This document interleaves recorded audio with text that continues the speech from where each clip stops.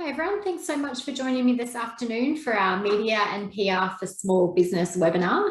My name is Kristy Bailey. I am a director at 180 Marketing and also a trainer and advisor for Business Station as part of the ASBAS program. Everything that we go through today will be based on strategies that I implement on a daily basis, so I hope that adds some value to your small business. But please feel free to pop in a question at any time as we go through today. I would like it to be as interactive as possible. So if you've got any thoughts or questions, just type it into the Q&A functionality and I'll try and answer them as we go. Otherwise, I will also be answering questions at the end of the session. So hopefully you can pop some questions in there and we'll get underway. So first of all, what we're going to cover today, well, we're going to look at the importance of PR for small business.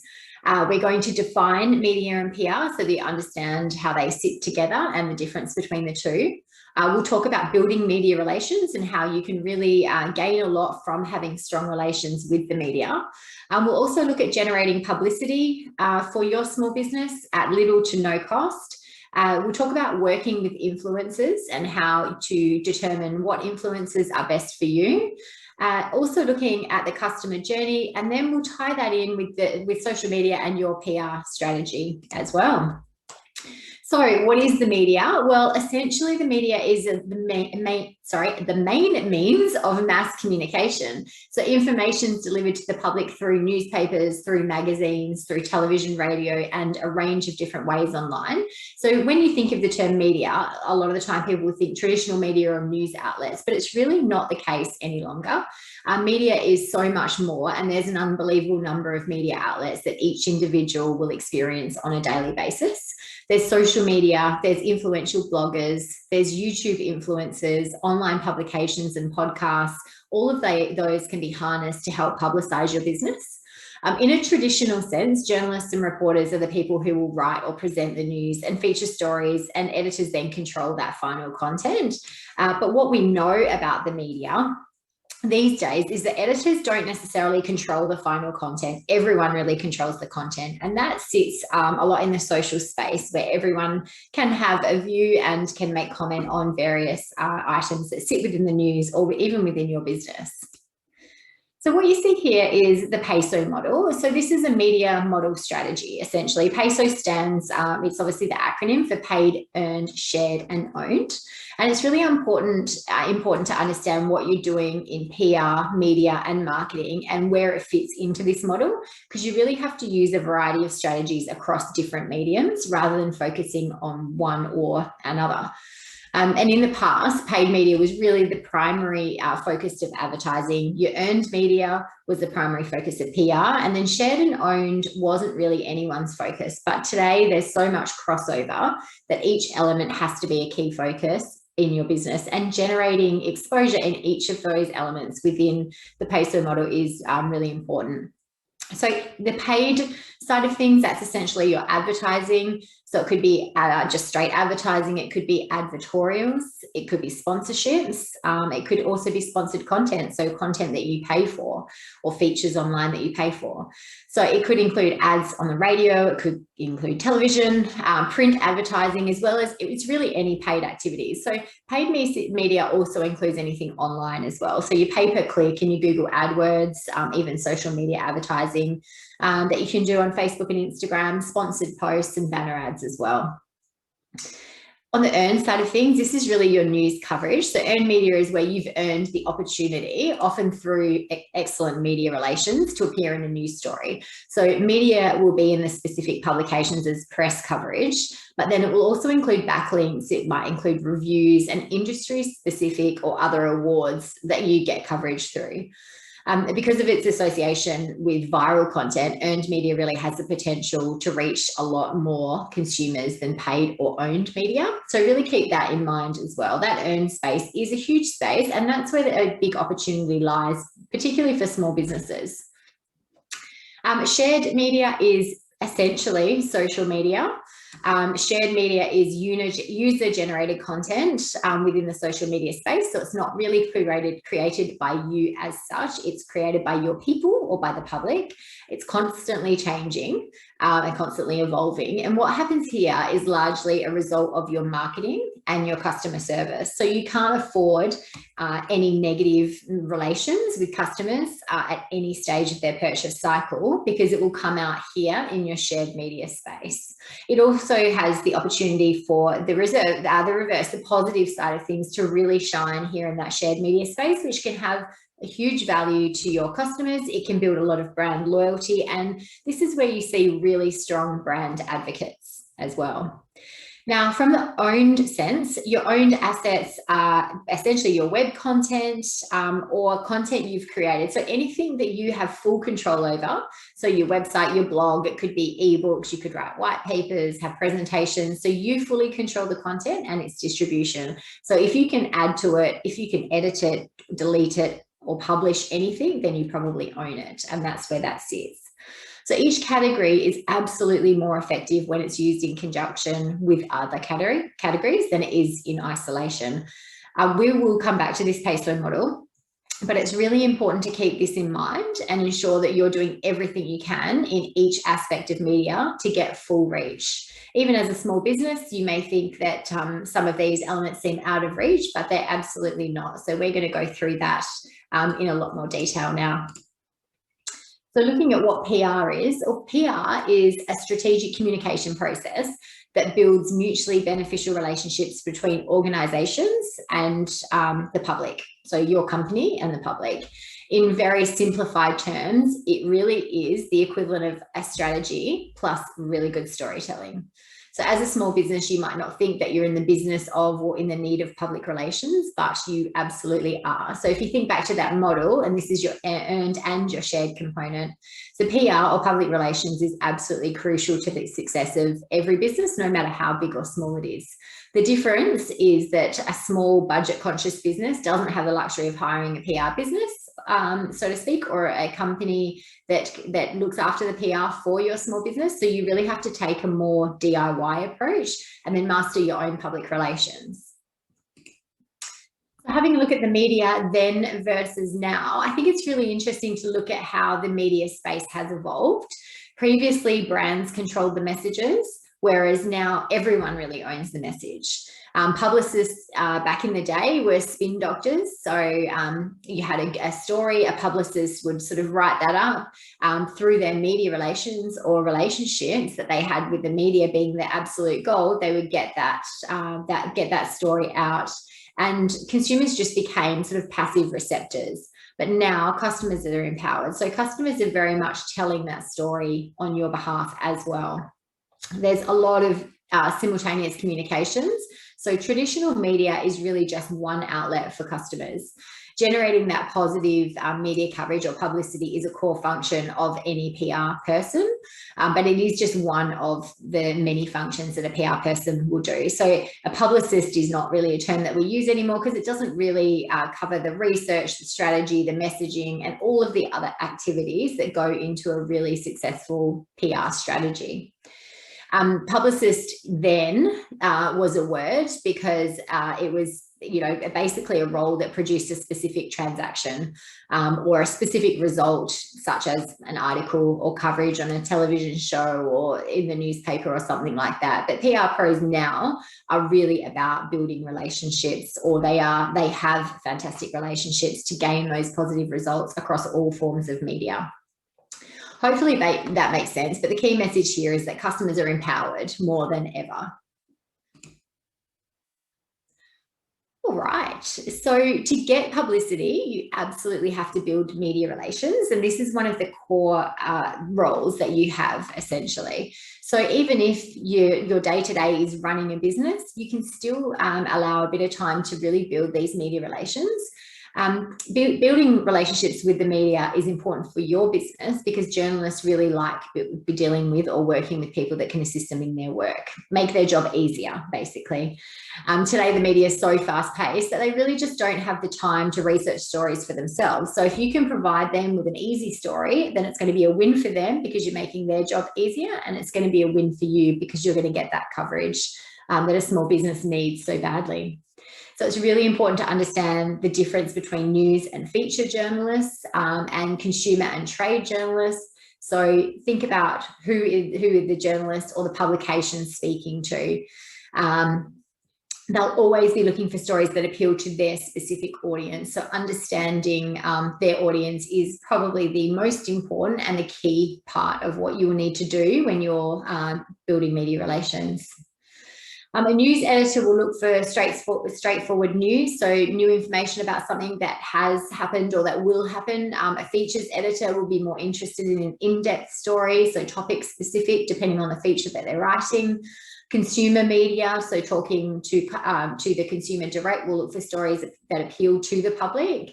And then trade media will be interested in material that's of interest to the industry that their publication talks to. So to build good media relations, you really have to follow a few sort of general rules. And the first one is to develop a really good news sense. Know what information each outlet presents, what type of items might be of interest to them. So determine who their audience is, who their listeners are, who their readers are, and look at their past articles and determine what it is that they like to write about. The more research you can do on various publications and really develop a true news sense means that when you get some information or a story, you know exactly how to pitch it to that particular publication. Definitely look at lead times as well. So know their lead times and the deadlines for the particular outlet or the media that you're targeting. For example, if it's news that's in print, they might have, they might need stories the day before for printing the following day. Radio and television might have much shorter lead times that they can produce and appear and pop those stories up a lot more quickly, sorry. While feature articles are planned months or sometimes weeks in advance. So think about the lead time for the specific outlet and the specific sort of area within that outlet that you're looking at getting coverage in. Definitely knowing specific people is going to help. Getting the names of journalists and their contact details, finding out how they best like to receive media releases, or how they like to receive information, and then keep that list up to date is really going to help you. So if you think about local media, how can you get access to local media? Just as an example, there's always the editor's details published in a newspaper, for example, or if you go online and have a look at staff lists for various media outlets, you can quite often get through to the right people. Failing that, there's always LinkedIn and other methods to get to the bottom of who it is that you need to. It might take a few knockbacks or a bit of research to get that information, but it's well worth spending that time. Being accurate is hugely important. So always providing accurate information to the particular journalist or editor that you're working with, and doing that on time. So if you're the contact on a media release, for example, make sure you're extremely responsive. So let's say you write a media release, you send it out, you're the contact listed on that. If you get a call from the media, you need to be answering that straight away and responding to queries that they have. Inviting media to see or experience your product or service, if and when that's appropriate, is really important as well. And that can add a lot of value. Not only does it give you a one-on-one with the media in terms of trying to build that relationship, but it also gets them to see, touch, feel what it is that you've got on offer. Obviously, when that's appropriate, if you're launching a new product, if you've got an event, anything like that, always include a media invite there. Knowing local media is also a great step to building media relations, making an effort to get to know who the local media outlets are, whether that be community newspapers, it could be the staff and editors of community newspapers. They are always hungry for news, particularly if you're in a regional area. A lot of people rely on those community newspapers as a key source of news, as well as radio stations and other local media outlets. So keep that in mind. Local media can have a really strong reach to an audience that's in your local area. Also make regular contact. So once you've established the relationship, don't let it slide, and make sure that you do nurture it to a certain extent. Don't hassle them, and don't make contact too often to annoy them. But when you do have important information, at least they will still know who you are. This is all to build, obviously, media relations to generate publicity. And keep in mind that publicity is just one tactic. Public relations requires a planned strategy and takes time. So this is just one element of that. Okay, in terms of that earned space, looking at that again, publicity is all about spreading the word about your business through these non-advertising channels, so earning media. through these excellent media relations that you've been able to develop. You know who the media are, you know how to maintain a good relationship with them as per what we just went through. But you still need to keep in mind that they seek newsworthy stories. So they need to have something interesting that's going to appeal to their audience. Then the stories have to be timely, so they have to be relevant to the time of the day, the year, the month that it is. They have to be different or unique in some format. Generally, if they have a human interest element, they will get a lot more interest because that's what people want to read about. People are very curious when it comes to that human interest side of things. If you've got eye-catching and emotive visuals that go alongside the information that you're trying to portray, it'll grab the attention of obviously the readers, but in the first instance, the journalists. Think about something that they can report on that really perks the interest of their readers, viewers, listeners, whatever that might be. So you can communicate with the media in a number of ways. You could write a media release. And that is generally I'll show you the structure of a media release shortly, but it's very targeted at the particular outlet that you hope will give you that coverage. You could produce a newsletter that goes out to your media database as well as your consumers. In both cases, you'll need to use photographs. You'll have to have, those good images or video that add to the content that you're speaking about. You can use online news centres to distribute your stories as well. The majority of the time they are paid, but they are still a good way to really distribute information that goes to key media. And you can also use social media. So making sure that you share, you tag, you use hashtags to get your story out as well. And that will all lead to generating publicity for your business. In terms of writing a media release, to get to the media, this is generally the most common way to do that and to generate publicity. Media release is a document that you'll send out to the media that details anything that could be classified as news. So journalists take the media release, and if they find it interesting, they'll write an article about it. That gives you coverage in whatever the particular publication is that you're seeking coverage in. Depending on the journalist and the publication, a lot of the time they'll publish what they read and fact check later. So as you will have seen on social media, a lot of the time it's the public that correct journalists when they've got information wrong. And that generally happens because the news is so fast paced with social media and with everything going online. So they'd rather be first to publish something, even if it's slightly inaccurate, than waste time checking facts. So if you've got something newsworthy and someone picks this up, the best thing about it is that it's promotion for your business, and it will be free promotion. But keep in mind the information in your media release could be reproduced just as it is without them coming back to you for more information. So you really have to make sure that you get the message right in the first instance when you're writing that media release. Let's say a newspaper or a magazine publication does produce something or does cover a story. That's an offline or more traditional media, but generally they'll also have a website plus social media channels. So your story will be covered in more than just print. And that's ideally what we're looking at. We're looking at getting into that shared space as well.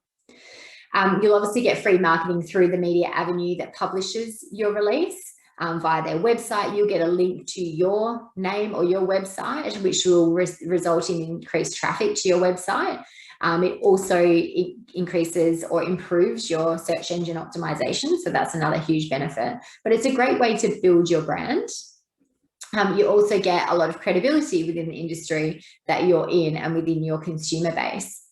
So keep in mind, though, it is very competitive. You have to make sure that your media release is the one that grabs the attention of journalists. The best media releases are sort of written in this inverted pyramid format. So you start with the lead, which is the most newsworthy information, the who, what, where, when, and why. And it comes with a bit of a hook to draw the journalist in. Then you've got the body, which is more important details, the main argument, the main evidence, main information, and generally a quote to back that up. So some authority figure, whether that be you speaking in third person as the CEO or the director of a business, or whether it be a government organisation that you work with, or someone that can give that authority to the story. The tail then just has extra related information, a bit of background on your business, some contact details and any extra content that you want to add in there. As I said, in the tail, make sure that you include contact details should the journalist want to speak to anyone for a quote or for more information on the release. But it's absolutely crucial that that person is contactable and has a very fast response time should the journalist want to speak to them. So you've got something interesting to say, now you've got to get it out. To get good reach with your media release, you really need to have that great database of industry-specific media, and you need to know the right contacts to get the exposure that you're chasing, which does take time. But as a starting point, I would look at distributing your media release to local newspapers. As I mentioned, they can be a fantastic source of coverage, and they're always looking for content. Local broadcasters, so maybe TV and radio. Any industry-specific publications that you have, depending on the nature of your business and the industry that you're in. The Chamber of Commerce newsletter, if you're a member of your local Chamber of Commerce, they also have a great database of other like-minded or business people, or any other relevant membership organisations that you might be a part of. So it could be national, it could be state, or it could be at a regional level. Now, you can get greater distribution through media agencies on a paid basis. So agencies such as AAP will distribute your media release to some key media. When you are distributing it, make sure that it's addressed to the right person at the newspaper, the radio station, the TV station, the magazine, whoever it is that you're appealing to. If it's not addressed to the right person, they may never receive it. If you don't know who that person is and through your research you haven't been able to find who that person is, you could always send it to their position title. So whether that be editor, or whether it be travel editor if it's the travel section, or health editor if it's the health section. So just think about trying to get through the gatekeeper to that specific person. So email distribution of media releases is very widely accepted. You can absolutely send it as an email, but where possible, make sure that it's in the content of the email rather than adding it as an attachment as such. And use your media relationships to establish how they like to receive it. So it's generally widely accepted as a content of an email, but you might have a particular contact that likes to receive it in a different way. It's always good to check. And then if you need to send it in a different way, then you can. If you're unsure if they have received it, you can always pick up the phone, give them a call. It's another touch point and another way to sort of further build a bit of a relationship. But definitely send media releases with some high-res images so that they can sit along. It's not often that you will see any kind of news article, whether it be online or offline, without imagery next to it. Even in the case of a radio station, they're going to use that on their social media channels. Therefore, it will still have to have some visual content. So keep that in mind. There could be other organisations that are relevant to your business that can generate publicity for you if they receive your media release as well. So if you've got any membership organisations, absolutely consider that. Just keep in mind that if you're sending a media release out to a large number of media, use the BCC function on your email, the blind carbon copy, to avoid any long lists of journalists appearing on each recipient's email. That's basic etiquette, but unfortunately it does happen and it does get a bit frustrating for the particular media outlet. But also keep in mind that sending out a blanket email might not be the best strategy. You may need to tailor the release for the audience specific to the organisation that you're, or the media outlet that you're approaching. So what might be relevant for a local newspaper might not necessarily be relevant for a trade publication. So you might need 2 or 3 versions of the exact same release. Definitely use your subject line to get that interest and to use that as the hook so that you've got someone actually opening that email. And a good practice there is just whatever the headline of the story is, use that as the headline for the email. Okay, so going back to this peso model, publicity is what we've just been talking about when it comes to media releases and coverage in publications, and that is just about earned media. So as we mentioned earlier, public relations is about all media. So PR literally fits in with each element of the peso model, and it has to be incorporated into your entire marketing strategy.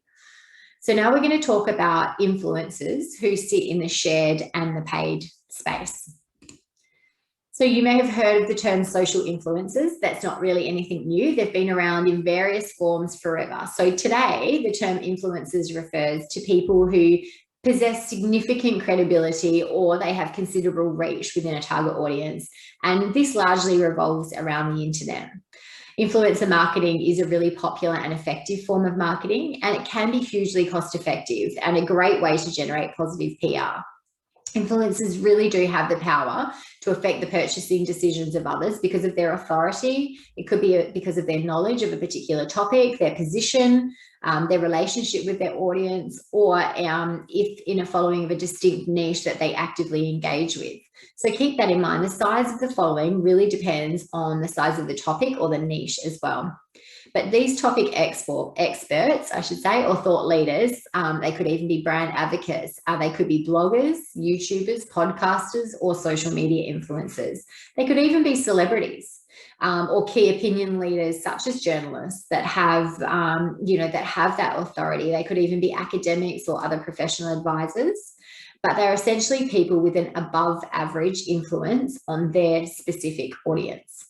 In my opinion, social media has devalued this form of PR a lot because of the number of fakes or the wannabe influencers that tell you they have a huge number of followers, but essentially they just want something for nothing in exchange for covering your product or service to their on their social media accounts and to their followers.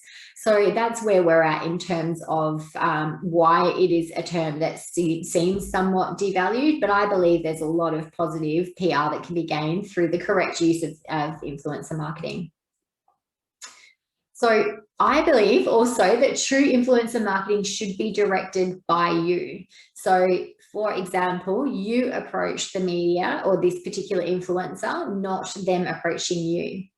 So it involves really leveraging influencers in your own content marketing. So your website, your socials, your blogs, as well as them creating content to their own following. It can have huge benefits that sort of includes, but isn't limited to, increased traffic to your website, obviously leads and potential customers, as well as actual purchases and customers.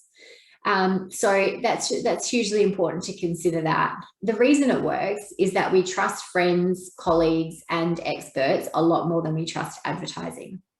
So marketers that appreciate the fact and devote time and resources to creating authentic relationships with people that matter to their business, you'll have a lot more reach and you'll have a lot more connection with your audience. The influencer does the same thing with their audience. The key thing is matching your audience to their audience. So choosing the right influencer is the absolute crucial part in this step. Their audience has to be your specific target audience. So going back a step, you absolutely need to know who your target audience is. So what do you know about your specific target market? Do you know age, demographics, psychographics, where they like to consume media? If you can clearly describe and clearly understand your target audience, and then you choose an influencer who has the exact same target audience, then you know that your product or service is going to appeal to them because you've matched those targets. There's some key criteria to determine if it'll work for both your company and for the influencer.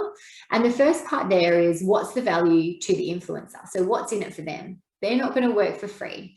It could be dollars. It could be that you give them a product or an experience for free. It could be that you exchange some form of payment. But you need to define that from the first sort of interaction. You need to make sure that that fits within your marketing budget and what you're comfortable in providing as well. The other element, as I sort of have touched on, is the audience demographic. They have to specifically match your key target market. Reach is important, so that's really the size of their audience, but keep in mind that size isn't everything. Quality and the quality of engagements with their audience is far more important. So an influencer could tell you that they have 50,000 followers, but you look at their posts, look at the level of engagement that each of their posts get, and then you determine from that how engaged their audience is. For example, I would rather work with an influencer that has far less in terms of a following, so maybe 10,000 followers, but each follower is extremely engaged, and there's genuine conversation going on between the influencer and their audience as they are posting and as they're reviewing products and that kind of thing. In terms of engagement, have a look at all those past posts. Really look into the likes, the comments, and the shares, and double check that there is true, genuine conversation on them. That's a really key tip there. And you can really quickly differentiate the fakes without, I guess, for want of a better word, over those true and high value marketing influencers, sorry. Also have a look at the quality of their writing style, also the quality of their photography, and how they speak, how they communicate. Does it match your target market? Does it match the values of your business in terms of your product or service? And is it how you like to communicate and how best you communicate with your audience? So also have a look at the connection to other influencers. Are they respected? Are they known? Do a Google search on them. I think, you know, there will be quite a bit of research, or you can do quite a bit of research before you make any agreement with an influencer. But it can be such an amazing form of PR if you choose the right person and if you use it right. So how else can you generate good PR? Well, from your customers, of course. But to get good PR from customers and valuable PR, you have to engage with them. So 88% of people are influenced by reviews and online comments, so shared media. So thinking about that, do you know what people are saying about you online, and are you very much a part of that conversation? So keep in mind that social pressure can really tarnish your branding as quickly as you grow it. Fingertips are always on the move. So a really key factor of PR is that you're there to join that conversation. So you could be waiting in line and disgruntled about a service. You can get on Facebook and quickly let your friends know. If you're going somewhere, whether or not you've enjoyed your time there, you can quickly post on a range of different platforms, whether it be Google reviews or TripAdvisor. You can blog on, you know, experiences that you've had. There's Urban Spoon. There's a range of platforms where people can generate PR about your business. So keeping in mind that if you're not there to join that conversation, the conversation will still happen. So do your research, make sure that you know exactly where people are reviewing you, but also support people so that they know where they can review you. Make sure that that you let them know what your preferred platforms are, but be there also to answer any reviews, whether they be positive or negative. Another thing to keep in mind is that no business is perfect. So virtually everyone in any industry will have to deal with customer complaints at some point in time. So it could be something as simple as getting the wrong order or drink, for example, at a cafe, or it could be a very serious service complaint at a high-end store. But how you handle that complaint makes a huge difference. There's quite a few reasons that we don't handle complaints well, and this can really translate to very negative PR online. So one of the first reasons that we don't handle complaints very well is because we're too busy, particularly in a busy environment. Where if by nature your business is quite busy, but on a particularly busy day, if you've got a lot going on, someone comes with a complaint and you just don't have time to deal with it, the customer obviously doesn't feel like you've heard them and doesn't feel cared about. We want to feel good when we make a purchase. So they're highly likely at that point to feel that you haven't handled the complaint well and therefore go online. Other reasons that we don't handle complaints very well, we can become defensive, particularly as small business owners become very protective of our product or service.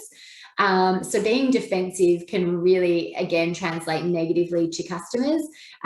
Defensive actions don't need to be as blatantly defensive as defending yourself, but trying too quickly to come up with a solution can appear defensive as well. You really need to take the time to listen to the customer and understand what they're going through, then offer solutions. So go through a complaint handling process slowly and systematically. If you've got staff, make sure that they're trained on complaint handling, because intimidation through lack of training can be a major concern and a reason that we don't handle complaints well. If staff just genuinely don't know what to do when they're faced with a complaint, that can be really difficult, and it can mean that they, as a result, handle that situation very poorly, which then frustrates the customer and they end up online. Another reason that we don't handle complaints well is because of staff being unsure of their level of empowerment. So at what point can they offer a solution to solve a problem, or at what point do they need to escalate that problem higher up the chain, perhaps to a supervisor or a manager or to yourself as the business owner? So really making sure through training that staff do understand not only the complaint handling process, but also their level of empowerment, and make sure that there are strict procedures and there's no breakdown in your procedures to make sure that you don't get, that you're handling complaints well. So all of those reasons that we don't handle complaints well can have a very serious impact on your shared media, and they can result in some really negative PR.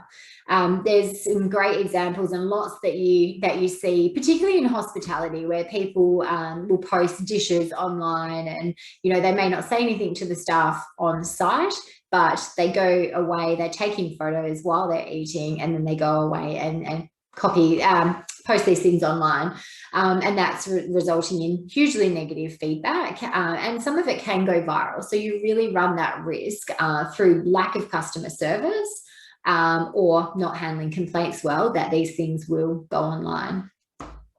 I would recommend that as part of staff training, they look for signs, look for cues, and ask questions of customers when they're in your shop or when they're in your face-to-face, to make sure that they are satisfied and to determine if there's anything further that can be done to make them happy. The quiet ones are the ones that you have to worry about. They're the ones that tend to go online, and they generally have the loudest voice online as well. So thinking about how you can help to bring positive PR from your customers, well, there's 3 elements to engaging with your customers on social media, essentially. You have to make sure that you can and that you do engage. So you can do that through a cycle that we've sort of determined. So listening, talking, and supporting. So listen online and offline. Listen when people are around you, overhear things that they might be saying, but listen online as well. There's a lot of tools that you can use for social monitoring. So tracking mentions of your own business, mentions of competitors, events, hashtags. You can search a range of different things, even as simple as Google Alerts. So in your Google login section, you can set up an alert. So anytime either your business is mentioned or your competitors or any keywords that you determine are mentioned, you'll get an email from Google to show you and direct you to the article that you got mentioned in. I think that's hugely important. There's web monitoring tools like that. There's analytics tools. There's other brand and reputation tools that you can use, but import this collected data into your own reporting and make sure that you're tracking reviews. Make sure that you are also responding to all reviews, whether it be Google, whether it be Facebook, TripAdvisor, absolutely anywhere that a review can appear on your business. Be there and be part of that conversation. First of all, be listening. Second of all, talk. Talk to customers when they're physically with you, engage with them to understand how they're feeling, how they're enjoying themselves, and then continue that conversation online when they're reviewing online or when they're wanting to talk online. But also talk on your own social channels with pictures, talk with media releases, engage with your customers on social media when they're typing things on your posts. Make sure that there's always a response that goes on there. Also engage with other people in your industry and other businesses within your industry online. Engage with influencers as well, as I mentioned, and talk with them. But there's ways that you can establish yourself as a specialist or engage in blogs, in communities and other social networks as well, where you can be there when people are talking about topical information, and then you can introduce them to your business. The third element is support. Now, supporting is to support people to be able to talk about you so that you can listen, if that makes sense. So direct people to channels where they can talk. So provide your links to your social media accounts or your review platforms. Make sure that you advertise these social media channels so that people know how and where they can leave feedback. Make sure you make it very easy for them to find so that they can easily leave feedback, and that gives you something to listen to, therefore something to talk again with. So that's how it becomes a bit of a cycle. Also consider whether people have connectivity when they're with you. Do you have good Wi-Fi? Do people have the ability to take photos, to post? Are you telling them what your hashtags are, for example, so that when they do take a photo of what they're seeing or doing or experiencing, that then gives you content that you can use potentially later, because when you're in the listening phase, you'll be looking at those hashtags and having a look at what people are actually posting. It's a great way to see how your product or service is perceived, how your product or service is used as well, or your product in particular. If people are taking away a product, you give them a unique hashtag that they can then post anytime they're using that product. It'll give you a lot of feedback on your customers so that you can continually adapt your product or service to suit what this feedback is and what the demand might be. So it really comes to that sort of cycle where you need to be listening, talking, and supporting, and then listening again. So the unfortunate side of PR is that a crisis may strike. So even if you've done absolutely everything right from a PR perspective, it can definitely happen. Now, to get through it the most effective way, I would recommend that you absolutely have a plan well in advance. So if you don't have a crisis plan, now is a good time to develop one, because you just never know when a crisis might strike, and they are generally very fast evolving. I personally have been involved in a couple of crisis situations in organisations, and organisations that you would think would not be involved in a crisis. So they do come out of the blue. Having a plan well in advance will really help you to have more control of the situation should it happen. First of all, when a crisis strikes, you've got your plan ready to go. Part of that plan is to identify a spokesperson, know exactly who it is that's liaising with the media. Now, through good media relations, hopefully you have a personal connection with the media, so they know to come to you, or they know the relevant person to come to be able to gain information. As we know, the media tend to publish first and ask questions later. So if you can be on top of that and you can be feeding information to the media as a spokesperson, you're more likely to have a little bit more control of the message that's going out. If a crisis strikes, you have to provide information in a timely manner. So nobody wants to wait for information. That's when rumors start to fly and when they start to make up their own story. So providing quick information is really important, and providing honest information is also really important. Being open and transparent is absolutely crucial. Keeping your employees and your stakeholders informed is sort of the next level of that. Employees will be the secondary people that are contacted in the event of a crisis if there's a stakeholder, if there's a spokesperson that hasn't been identified. So making sure that they know what's going on, and then any relevant stakeholders within your business as well. Communicate also with your customers and your suppliers, ensuring them that you understand the situation and telling them what you know. So again, being honest, open and transparent with them, and update early and update often. Now, when I say update early, you might need to update the media before the media contact you. Okay, so you might need to take control of that situation before the media even identify that you are the spokesperson. Also, don't forget social media and traditional media if appropriate. So there's a lot that's going to be happening online, so keep that in mind. Now, the example I've got is my other business is a seaplane business here in Perth. We launched in 2017, and shortly after we launched, within a few days, there was a tragic accident in the Swan River on Australia Day. So that seaplane wasn't us. Thankfully, it was a private plane and a private pilot, but because we had just launched our business, the media immediately thought that it was us. They thought it was a commercial operation. I had really strong media relations and really strong contacts with the media. So the minute I heard about the accident, which was within a few minutes of it happening, and I checked on our plane and our pilot to ensure it wasn't them that were involved, the first thing I did was contacted the media directly. So rather than waiting for them to contact me, or rather than waiting for stories to start appearing online, I contacted the media and said to them, I have information. It wasn't our business. It was a private plane and a private pilot. That's all I know, but I just wanted to be clear that it wasn't our business.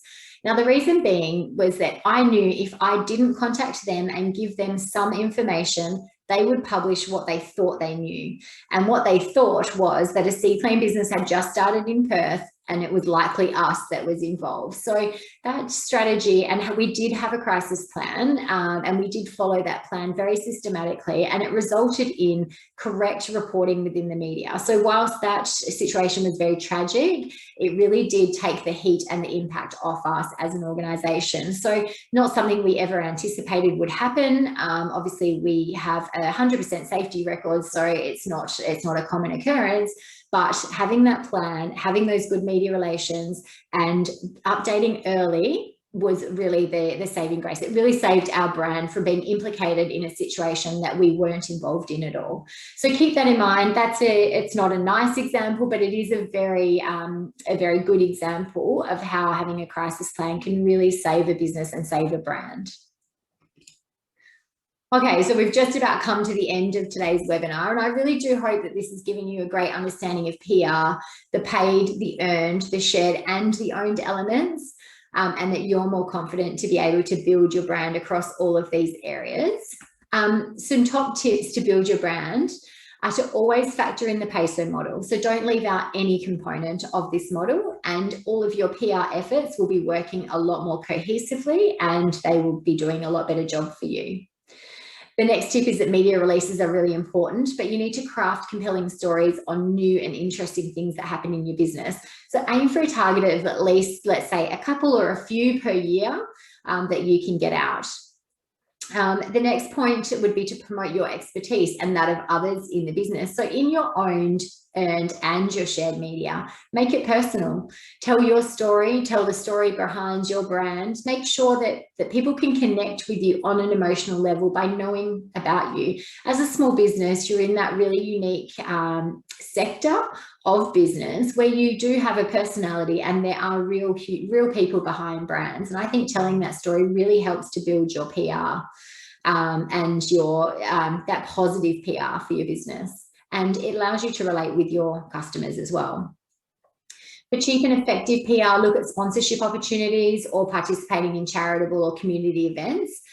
Make sure they're relevant to your industry or to your business, and make sure the target audience matches your target audience. So if it's an event that's about, if it's a sporting event, for example, are the people that are going to be at that sporting event or involved in that sporting organisation the same audience that would purchase your product or service? If they are, then it's a quality sponsorship opportunity because you're talking to the same people. If those people don't match your audience, then it's not going to be of any value to you whatsoever. Reach out to influencers in your industry. So hopefully you've got a bit more confidence to do that. Do your research, but definitely don't hesitate in reaching out to them.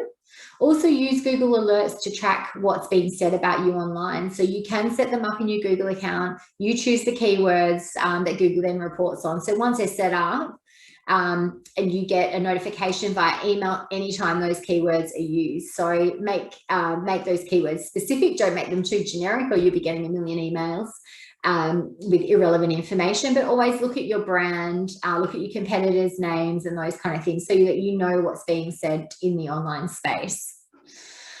So that's my top tips. That's it from me. If anyone has any questions, I'll stay on now and answer those questions.